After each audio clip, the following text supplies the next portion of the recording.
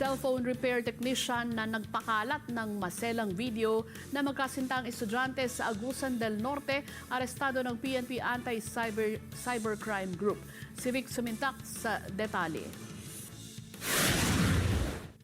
Dinakip ng mga operatiba ng Philippine National Police Anti-Cybercrime Group o PNP-ACG ang isang cellphone repair technician na nagpakalat ng sex video ng magkasintang estudyante sa Habonga, Agusan del Norte. Sinabi ni PNP-ACG Director Brigadier General Wilson Asueta, inaresto ang suspect na kinilala lamang sa alias na Edo, 22 anyos, sa bisa ng cyber warrant na inilabas ng hukuman.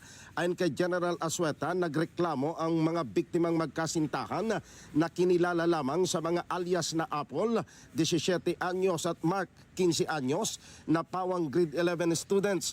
Batay sa salaysay ng mga biktima, si Mark ay nagpa-repair ng kanyang cellphone sa suspect na si Edu na may lamang explicit video nilang magkasintahan.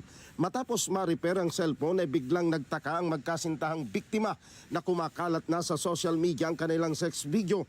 Ang suspect ay naharap ngayon sa kasong paglabag sa Republic Act 11930 o Anti-Online Sexual Abuse of Children at Anti-Child Sexual Abuse and Exploitation Materials Act. Pinadaan din sila sa intervention ng sa social work office ng local government unit.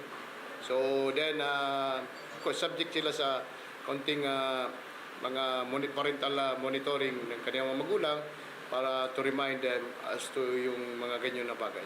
Nagbigay naman ng babala sa publiko si General Asueta na maging maingat sa pagpaparepair ng mga electronic gadgets at kung maaari ay alisin ang mga masiselang picture o videos sa memory ng gadget para maiwasan ang paglabag sa privacy ng bawat individual. Ganon din sa mga mapagsamantalang technician na anumang paglabag sa batas ay may kaakibat na kaparusahan. Vic Sumintak para sa Mata ng Agila, matatag, matapang, matapat.